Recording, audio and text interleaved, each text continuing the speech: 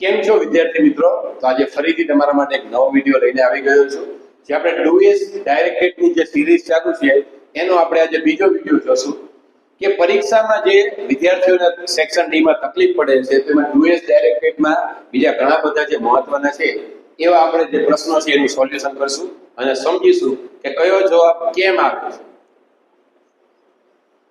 પેલું અહીંયા આપણે જોઈશું ગમે ત્યારે તમે જવાબ લખો ત્યારે અહીંયા જોઈ લો કે સ્ટાર્ટ લાઈક ધીસ લખેલું હોય તો અહીંયા મિસ્ટર રાઠોડ વર્ક દેવું કેવું છે.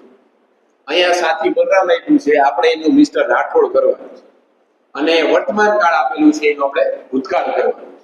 તો મિસ્ટર રાઠોડ વર્ક એઝ આવે પ્રિન્ટિંગ મિસ્ટેક છે એઝ ઇન ઇંગ્લિશ ટીચર કે શ્રીમાન રાઠોડ છે પોતે અંગ્રેજી શિક્ષક તરીકે કામ કરે છે, કાર્યરત હતા. અહીંયા છે આપ્યું છે અહીંયા વર્ક એટલે કાર્યરત હતા.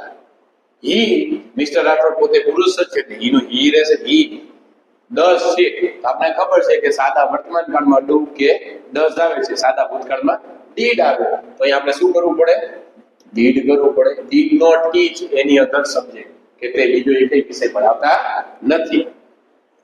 હી ઇઝ આપ્યું, ઇઝ વર્તમાનમાં આવે તો આપણે ભૂતકાળ કરવું માટે તો અહીંયા વોઝ કરવો પડે. He was working quite seriously કે તે જે કામ કરે છે એકદમ ગંભીરતાથી કામ કરે છે કે પોતાને એને ભણાવવાનું જે કાર્ય કરે છે એકદમ ગંભીરતાથી ચીવટપૂર્વક કામ કરે છે. તો ફેરફાર ક્યાં થશે? એક અહીંયા ફેરફાર થશે, પછી ફેરફાર અહીંયા થશે અને એક ફેરફાર એ 10 આપ્યું 10 નું ડીડ કરવું પડે. આટલું તમે કાર્ય કરો એટલા માટે તમને 2 માર્ક ચોકે ચોકા મળી જાય.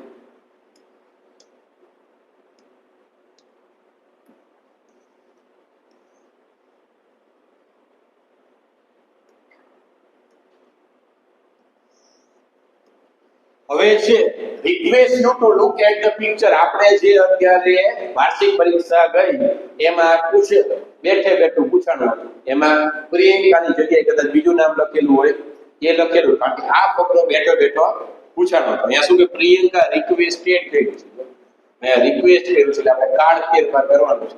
તો પહેલા અહીંયા રિક્વેસ્ટેડ કરી દેવાનું, ભૂતકાળ થઈ ગયું.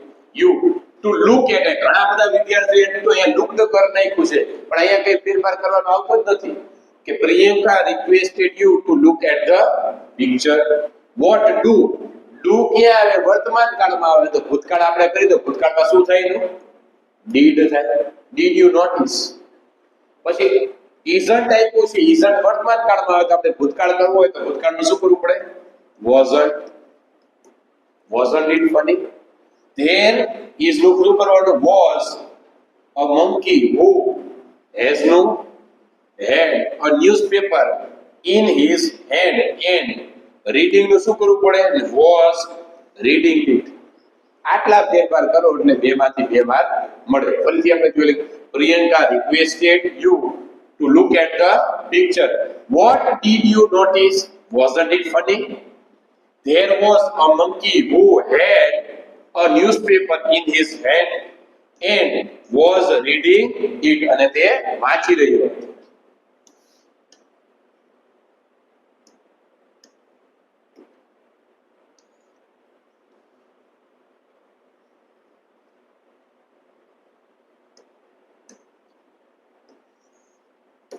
હવે અહીંયા આપ્યું છે મિસ્ટર ડાબી હેઝ બીન સર્વિંગ. સર્વિંગ એટલે હેઝ બીન અને સર્વિંગ એટલે શું છે? ચાલુ પૂર્ણ ભવિષ્યકાળ.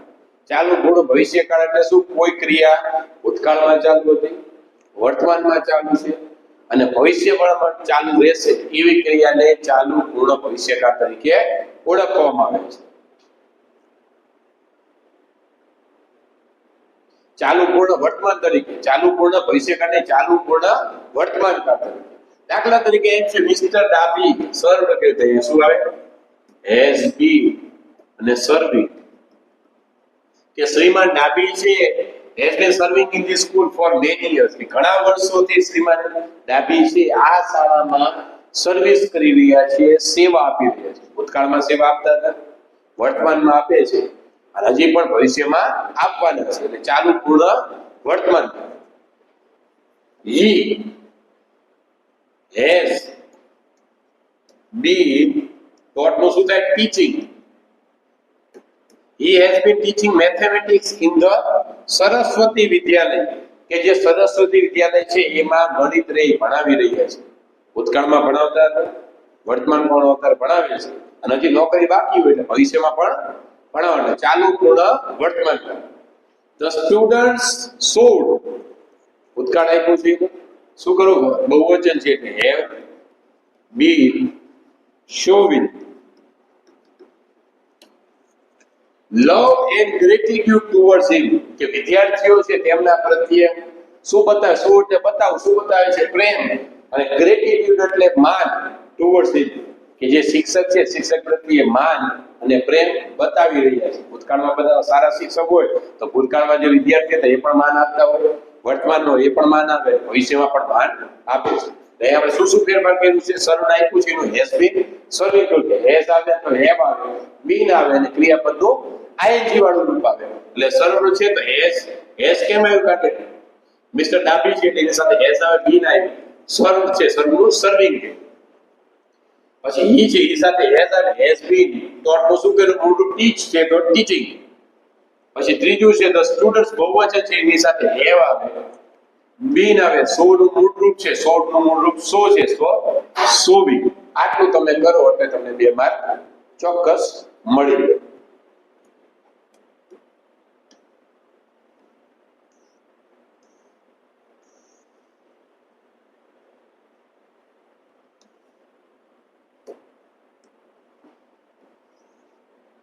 હવે છે miss Parmar is a woman. જો અહીંયા શું મિસ્ટર પરમાર કહેવું છે, અહીંયા મિસ પરમાર છે. કેટલી વખત આપણે જ્યારે પ્રશ્નપત્ર આવે દોડવામાં તરત ને તરત હડાડ્યું એમ તરત પૂરું કરી નાખવાનું, કારણ કે આપણે આખું પ્રશ્નપત્ર આવડતું એટલે આપણે મિસ્ટેક કરી નાખી. આપણે એમ છે કે પરમારનું પરમાર જ કર્યું છે, આમાં કઈ ફેરફાર કર્યો નથી. પણ સમજતી વખતે પહેલા જોવાનું કે મિસ અહીં આપ્યું છે ને મિસ્ટર આપ્યું છે, આ સ્ત્રી છે ના પુરુષ, કેટલો ફેરફાર કરવાનો. એ શું કરવાનું પહેલા mister Parmar is a woman ની જગ્યાએ શું કરવું પડે? મેન કરવું પડે. Is a man who has achieved, her ની જગ્યાએ શું કરવું પડે? His goal. કે શ્રીમાન પરમાર છે તેને પોતાનો જે ગોલ છે એ માણસ છે પુરુષ છે અને એને પોતાનો ગોલ છે એને પૂરો કર, અચીવ એટલે પૂરો કરી લેવો, મેળવી લેવો. શી આવ્યું છે, શી નું શું કરવું પડે? હી વર્કડ હાર્ડ, તે સખત મહેનત કરતા હતા. હર નું શું કરવું પડે? his family also supported him a lot. હરનું શું કરવું પડે? હિમ કરવું પડે. ફરીથી જોઈ લઈએ કે મિસ્ટર પરમાર કરવું પડે ને શું કરવું પડે? Mister Parmar is a man, પોતે પુરુષ છે, who has achieved his goal. He worked hard, પોતે સખત મહેનત કરતા હતા. His family also supported, હરનું શું કર્યું? હિમ અલેટ, તેમના જે ફેમિલી હતા એ પણ એમને ફૂલ સપોર્ટ કરતા હતા.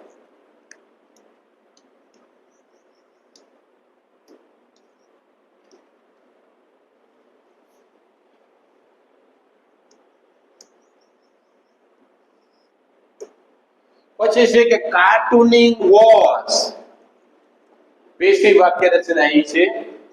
કેવી રીતે તો અહીંથી આપણે કે વોલ્ડ સ્ટડીડ કાર્ટૂનિંગ, કે વોલ્ડ એટલે આ સબ્જેક્ટ છે, આ વર્બ છે અને આ ઓબ્જેક્ટ છે. કર્તા ક્રિયાપદ અને કર્મ. તો એ કર્મ તરીકે કાર્ટૂનિંગ આવ્યું એટલે કર્મ છે, કર્મણી વાક્ય રચના કરો.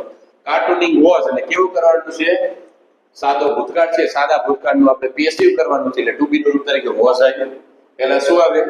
કર્મ આવે, પછી ટુ બી નું રૂપ આવે, પછી આવે ક્રિયાપદનું ત્રીજું, પછી આવે બાય આવે અને કર્તા આવે અને અન્ય શબ્દો આવે. આટલું આવે. આપણે જોયું છે કે આ શબ્દ વોટ પોતે કામ કરે, કાર્ટૂનિંગ આવી કે ટુ બી નું રૂપ વોઝ આવ્યું, કારણ કે સાદા ભૂતકાળમાં આવી વોઝ. સ્ટડીડ નું શું? Was studied, was studied by world. પેલું વાક્ય એમ જ હોય, cartooning was studied by world. પછી બીજું છે he started a little animated cartoon company, કે તેણે નાની એવી એનિમેશન માટેની કાર્ટૂનની કંપની શરૂ કરી. શું શરૂ કર્યું? નાની એવી એનિમેશન માટેની કાર્ટૂન કંપની છે. કર્મ આખે આખો પોતે છે એ capital letter a little animated cartoon company. એક વચન છે એટલે શું આવશે? વોઝ. સ્ટાર્ટમાં શું થાય? ત્રીજું રૂપ સ્ટાર્ટેડ બાય. ઈ આ બાજુ જાય તો શું થાય? હિમ. એટલે કર્મ આવ્યું, પછી ટુ બી નું રૂપ આવ્યું, ક્રિયાપદનું ત્રીજું રૂપ બાય, અને જે કર્તા તરીકે હોય રૂપ હિમનું હિમ આવ્યું. પછી ત્રીજું છે કે he borrowed some money from his uncle.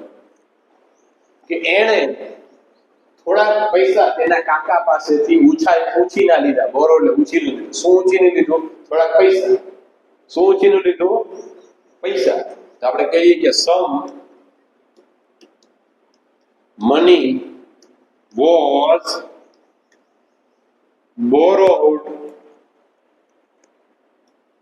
by him from his uncle. કે સમ મની, કારણ કે શું લીધું હતું? કે થોડા પૈસા. સમ મની ક્રિયાપદનું પૈસા છે. વોઝ બોરોડ નું ત્રીજું રૂપ એટલે બોરોડ બાય. હી આ બાજુ આપ્યું છે, હી નો આ બાજુ જાય એટલે શું થાય? Him from his uncle. કે તેણે થોડા પૈસા છે એના કાકા પાસેથી થોડા પૈસા તેના દ્વારા તેના કાકા પાસે તેના દ્વારા ઉછીના લેવામાં આવ્યા હતા. તો હવે આ જે આપણે બીજો લેક્ચર છે ડુએસ ડાયરેક્ટેડ નો અહીં આપણે સમાપ્ત કરીએ છીએ. અને હવે આપણે નેક્સ્ટ લેક્ચર છે, નેક્સ્ટ લેક્ચરમાં આનો ત્રીજો પાર્ટ આપણે જોશું. Thank you very much.